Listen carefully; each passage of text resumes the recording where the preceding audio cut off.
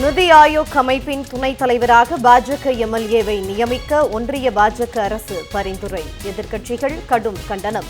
அரசியல் கட்சியை சேர்ந்தவர் எப்படி அனைத்து மாநிலங்களுக்கும் பொது நபராக செயல்படுவார் என பல்வேறு தரப்பினரும் கேள்வி.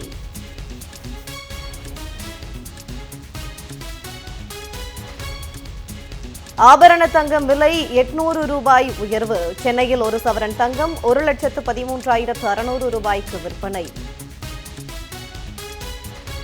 1 கிலோ பார் வெள்ளி விலை கிராமுக்கு 5 ரூபாய் உயர்ந்து 270 ரூபாய்க்கு விற்பனை. 1 கிலோ பார் வெள்ளி 5,000 ரூபாய் உயர்ந்து 2,70,000 ரூபாய்க்கு விற்பனையாகிறது.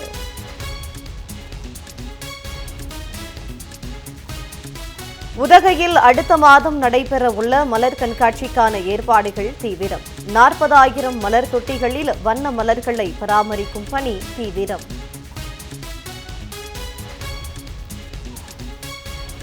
தமிழ்நாடு முழுவதும் நீடிக்கும் வாகன கேஸ் தட்டுப்பாடு. சென்னையில் எல்பிஜி கேஸ் நிரப்பும் மையங்களில் 2 கிலோமீட்டர் தொலைவிற்கு வரிசையில் காத்திருக்கும் ஆட்டோ ஓட்டுநர்கள்.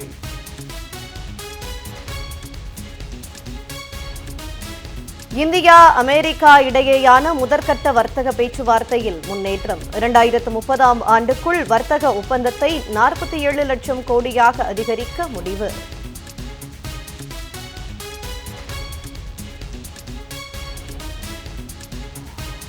ராணிப்பேட்டை அருகே எலக்ட்ரானிக் இருசக்கர வாகன சர்வீஸ் சென்டரில் தீ விபத்து. 6 வாகனங்கள் தீயில் கருகி முற்றிலும் சேதம்.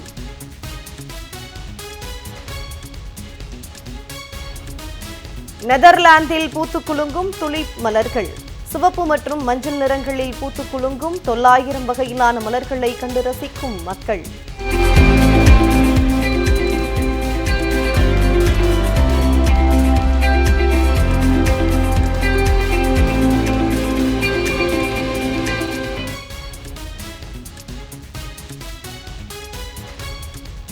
இன்ஸ்டன்ஸ் என்ற புதிய செயலியை அறிமுகம் செய்த இன்ஸ்டாகிராம், ஸ்னாப்சாட் செயலிக்கு போட்டியாக அறிமுகம் செய்துள்ளதாக தகவல்.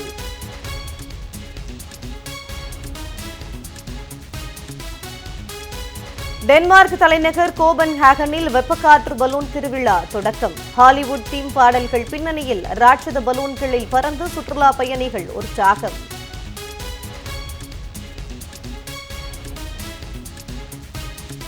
அமெரிக்காவின் ஜார்ஜியா மாகாணத்தில் பற்றி எரியும் காட்டுத்தீ. 120 வீடுகள் மற்றும் 27,000 ஏக்கர் நிலங்கள் எரிந்து சேதம்.